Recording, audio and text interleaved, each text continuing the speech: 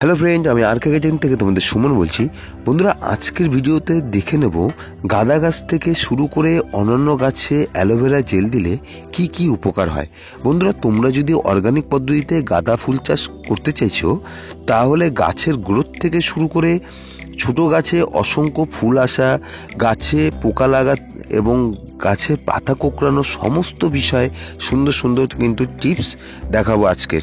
বন্ধুরা, তোমরা কম খরচে এই অ্যালোভেরা ব্যবহার করে এত সুন্দর গাঁদা গাছ করতে পারবে সম্পূর্ণ নিশ্চিন্তে। এই অ্যালোভেরা কিন্তু প্রত্যেকের বাড়িতে থাকে। বাগান করার ক্ষেত্রে এটা বিশেষ কাজে দেয়। কিন্তু মানুষের শরীরের পাশাপাশি গাছেরও যত্ন হিসাবে এই অ্যালোভেরার মধ্যে কিন্তু অনেক গুণাগুণ আছে। তাই গাছের পরিচর্যার ক্ষেত্রে কোন কোন ক্ষেত্রে আমরা ব্যবহার করতে পারি তা আজকে দেখে নেব। বন্ধুরা, এই অ্যালোভেরা জেল তৈরি করে গাছে ব্যবহার করলে গাছে বিশেষ কয়েকটি উপকার কিন্তু পাওয়া যায়। বন্ধুরা, আমি এই অ্যালোভেরা গাছের 3টের মতো আমি ডাল নিয়ে নিয়েছি। তোমরা এর বেশি নিয়েও করতে পারো। এই ডালগুলোকে ছোট ছোট করে কেটে এই ডালগুলোকে কিন্তু আমরা মিক্সিতে পেস্ট করে নেব। মিক্সিতে পেস্ট করবার পর যে জেলটা বেরাবে, সেই জেলটা যদি আমরা গাছে ব্যবহার করতে পারি, প্রত্যেকটা গাছ থেকে কিন্তু আমরা একটা ভালো রেজাল্ট আমরা পাবো। গাছের গ্রোথ থেকে শুরু করে গাছে পোকামাকড় থেকে শুরু করে সমস্ত কিছুর কিন্তু প্রবলেম সলভ করবে এই অ্যালোভেরা জেল। বন্ধুরা, তোমরা অনেকেই আছো বাজার চলতি এই অ্যালোভেরা জেল গাছে ব্যবহার করা যাবে কিনা সেটা নিয়ে চিন্তা করো। আমি বলবো বাজার চলতি এই অ্যালোভেরা জেল গাছে ব্যবহার না করাই ভালো, কারণ এগুলো মানুষের ব্যবহার করবার তৈরি করা হয়। তাই এর মধ্যে অন্যান্য প্রোডাক্ট কিন্তু মিক্স করা থাকে। তাই গাছে না দিয়ে তোমরা এর থেকে ভালোভাবে একদম ন্যাচারাল পদ্ধতিতে অর্গানিক এই জেলটি সরাসরি এইভাবে তৈরি করে গাছে দিলে কিন্তু 2 গুণ বেনিফিট পাবে। কারণ বাজার চলতি যে অ্যালোভেরা জেল থাকে সেটা আর এই অ্যালোভেরা জেলের মধ্যে কিন্তু সম্পূর্ণটাই ডিফারেন্স থাকে। তাই এই অ্যালোভেরা জেল দিয়ে তোমরা গাছের যদি পরিচর্যা করতে পারো, তোমরা রেজাল্ট কিছু সপ্তাহের মধ্যেই কিন্তু দেখতে পাবে। এবং এই অ্যালোভেরা জেল কিন্তু তোমরা প্রত্যেক সপ্তাহে কিন্তু ইউজ করবে, তাহলেই ভালো রেজাল্ট তোমরা দেখতে পারবে। বন্ধুরা, দেখে নেওয়া যাক এই অ্যালোভেরা জেলকে প্রথম পদ্ধতিতে আমরা কিভাবে গাছে ইউজ করব। বন্ধুরা, তোমরা এরকম একটা নর্মাল পাত্র নিয়ে নেবে এবং এতে 1 লিটারের মতো জল নিয়ে নেবে। আমি 1 লিটার দ্রবণটি তৈরি করছি, তাই আমি 1 লিটার জল নিয়ে নিয়েছি। এবং এই 1 লিটার জলের মধ্যে আমি 10 ml এর মতো এই অ্যালোভেরা জেল আমি নিয়ে নেব। এই 10 ml অ্যালোভেরা জেলটাকে জলের সঙ্গে ভালো করে মিক্স করব।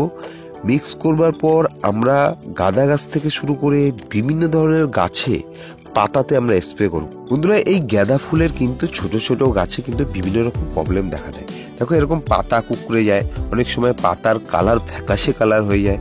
হ্যাঁ, এই ধরনের সমস্যা যখনই তোমরা দেখবে, তখনই কিন্তু এই অ্যালোভেরা জেলের এই উপাদানটি তৈরি করে তোমরা প্রত্যেকটি গাছের পাতাতে এরকমভাবে স্প্রে করে দেবে।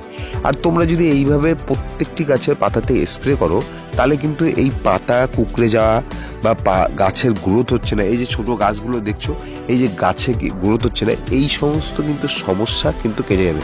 এবং এমনকি তোমাদের ছোট গাছে কিন্তু প্রচুর পরিমাণে কড়ি কিন্তু ধরে নিয়ে আসবে কিন্তু এই অ্যালোভেরা জেলের মাধ্যমে। তোমরা দেখো, আমার গাছগুলো কিন্তু আমি সব কটা গাছ কিন্তু আমার ছোট গাছ, কিন্তু দেখো গাছে কি পরিমাণে কড়ি, প্রত্যেকটা গাছে কিন্তু অসংখ্য পরিমাণে কড়ি ধরে রয়েছে। এই অ্যালোভেরা জেল আমি কিন্তু প্রত্যেকটা সপ্তাহে আমি কিন্তু ইউজ করছি এবং রেজাল্ট কিন্তু আমি ভালো পাচ্ছি। তোমরা এই 7 দিন অন্তর অন্তর ইনডোর গাছ বলো, আউটডোর গাছ বলো, সমস্ত গাছে তোমরা এই অ্যালোভেরা এই উপাদানটি স্প্রে করতে পারবে প্রত্যেকটা গাছের পাতাতে। এবং তোমরা গোলাপ গাছের পাতাতেও স্প্রে করতে পারবে।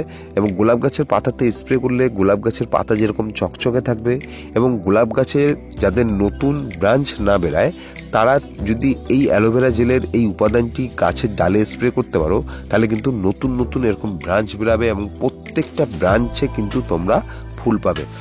গোলাপ গাছে যত নতুন নতুন ব্রাঞ্চ বেরাবে, তোমরা কিন্তু ঠিক ততটাই কিন্তু ফুল পাবে।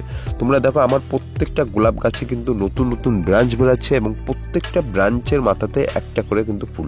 প্রত্যেকটা ব্রাঞ্চ, কোনো ব্রাঞ্চ কিন্তু ব্ল্যাঙ্ক শুড নেই। প্রত্যেকটা ব্রাঞ্চে দেখো নতুন নতুন ব্রাঞ্চ বেরাচ্ছে এবং ব্রাঞ্চে ব্রাঞ্চে কিন্তু কুড়ি চলে আসছে। তাই বলছি, তোমরা এই অ্যালোভেরা জেল প্রত্যেকটা গাছে ব্যবহার করো।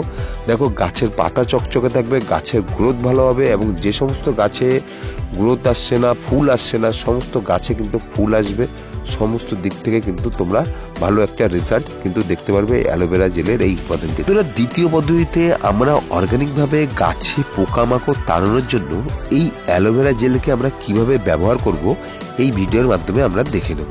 বন্ধুরা, এই অ্যালোভেরার মধ্যে থাকে কিন্তু অ্যান্টিফাঙ্গাল এবং অ্যান্টিব্যাকটেরিয়াল উপাদান, তাই এটি গাছে ব্যবহার করলে সমস্ত রকম রোগ পোকা কিন্তু ক্রমশ দূর হয়ে যাবে।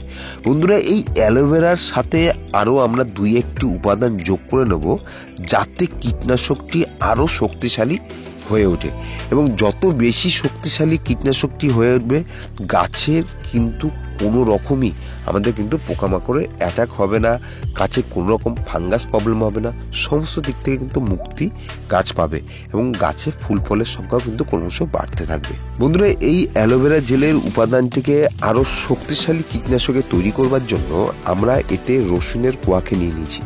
এই রসুনকে নেওয়া হয়েছে এই কারণে, যে সমস্ত গাছে লাল মাকড় থেকে শুরু করে পাতা ছিদ্রকারী পোকা থেকে শুরু করে এফেক্স থেকে শুরু করে সাদামাছি থেকে শুরু করে বিভিন্ন ধরনের পোকার আক্রমণ থেকে মুক্তি করবার জন্য আমরা এই রসুনের কোয়াকে নিয়ে নিয়েছি গাছে ব্যবহার করবার জন্য। বন্ধুরা, এই অর্গানিক কীটনাশকটি তৈরি করবার জন্য এরকম একটা নর্মাল পাত্র নিয়ে নিয়েছি এবং এতে 1 লিটারের মতো আমি জল নিয়ে নিয়েছি এবং এই 1 লিটার জলে আমি 10 ml এর মতো দিয়ে দিয়েছি অ্যালোভেরার এই জেল। অ্যালোভেরার জেল 10 ml দিয়ে দিয়েছি এবং যে রসুন আমরা নিয়েছিলাম সেই রসুনের কোয়াকে আমরা ভালো করে থেতো করে এই রসুনের কোয়াকে এই জলের সঙ্গে সুন্দর করে আমরা মিক্স করে দেবো। প্রত্যেকটি উপাদান জলের সঙ্গে ভালো করে মিক্স করতে হবে, যত ভালো মিক্সিং হবে তত কিন্তু ভালো আমরা কাজ পাবো। রসুনের কোয়াকে ভালো করে মিক্স করবার পর আমরা এই কীটনাশককে আরও শক্তিশালী করবার জন্য আমাদের রান্নাঘরে ইউজ করা যে ভিনিগার, সেই ভিনিগারকে আমরা 10 ml এর মতো নিয়ে নেব। 10 ml এর মতো আমরা এই ভিনিগার এতে দিয়ে দেবো। টোটাল 3টি উপাদানকে ভালো করে মিক্স করবার পর আমরা যে কোনো একটা স্প্রেয়ারে উপাদানগুলিটাকে নিয়ে প্রত্যেকটা পাতার উপরে এবং নিচে ভালো করে স্প্রে করে দেবো। যে সমস্ত গাছে লেদা পোকা থেকে শুরু করে, যে সমস্ত গাছে পাতা খাওয়া ছিদ্র থেকে শুরু করে, যে সমস্ত গাছে এফিক্সের গোলাপ গাছে এফিক্সের আক্রমণ হলে, সাদামাছির আক্রমণ, সমস্ত গাছে তোমরা কিন্তু এটা স্প্রে করবে, দেখবে গাছে পোকামাকড়ও থাকবে না এবং গাছ কিন্তু সুস্থ এবং ভালো হবে। বন্ধুরা, তোমরা এই কীটনাশকটি শুধু গাঁদা গাছে নয়, তোমরা সমস্ত গাছে, বাগানের সমস্ত গাছে তোমরা ইউজ করতে পারবে।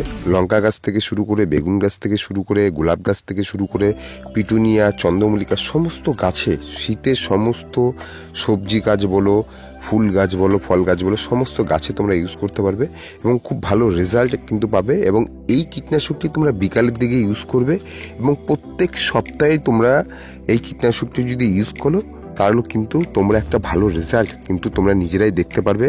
গাছের পাতা থেকে শুরু করে, গাছের গ্রোথ থেকে শুরু করে, গাছের ফুল ফল থেকে শুরু করে, গাছের পোকামাকড় থেকে শুরু করে সমস্ত দিক থেকে একটা ভালো রেজাল্ট কিন্তু তোমরা পাবে। কেননা এই কীটনাশক সম্পূর্ণ অর্গানিক, কোনো রকম ক্ষতি হবে না। তোমরা যদি এই কীটনাশকটা গাছে পোকা থাকুক বা না থাকুক তোমরা যদি প্রত্যেক সপ্তাহে দিতে পারো